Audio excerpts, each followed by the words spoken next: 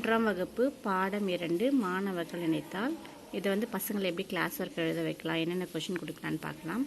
புதிய சொற்கள். முதல் தலைப்பு மாணவர், வகுப்பறை, மகிழ்ச்சி, அட்டை, பூக்கள், தோரணம், தகவல், நூலகம், தண்ணீர், புத்தகம்.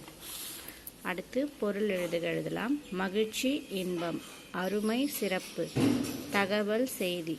அடுத்து பிரித்து எழுதுக.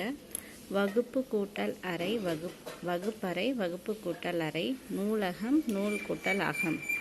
எல்லாம் கொஷின் ஆன்சர் என்ன எழுதலைன்னா, அமைதி காக்கும் இடம் எது? அமைதி காக்கும் இடம் நூலகம் ஆகும்.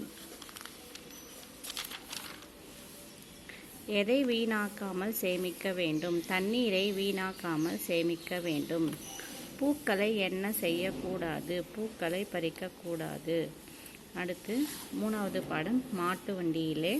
இதில் புதிய சொற்கள் மாட்டு வண்டி, விடுமுறை, வைக்கோல், கிராமம், வயல்வெளி, தாகம், உறுப்பு, சாலை, பயணம், வாகனம். பொருள் எழுதுக. பசுமை, செழுமை, ஆவல், விருப்பம், புதிர், விடுகதை. பிரித்து எழுதுக. ஆரஞ்சு பழம் எப்படி பிரிக்கணும்னா, ஆரஞ்சு கூட்டல் பழம். வயல்வெளிகள், வயல் கூட்டல் வெளிகள். கதை என்ன? கதை கூட்டல் என்ன? இதில் இருக்கிற வினா விடைகள் பார்க்கலாம். குருவினா. இளமதியும் வளவனும் தாத்தாவுடன் எங்கு சென்றனர்? இளமதியும் வளவனும் தாத்தாவுடன் அத்தை வீட்டிற்கு சென்றனர். கதை கேட்ட குழந்தைகளிடம் தாத்தா கூறியது என்ன?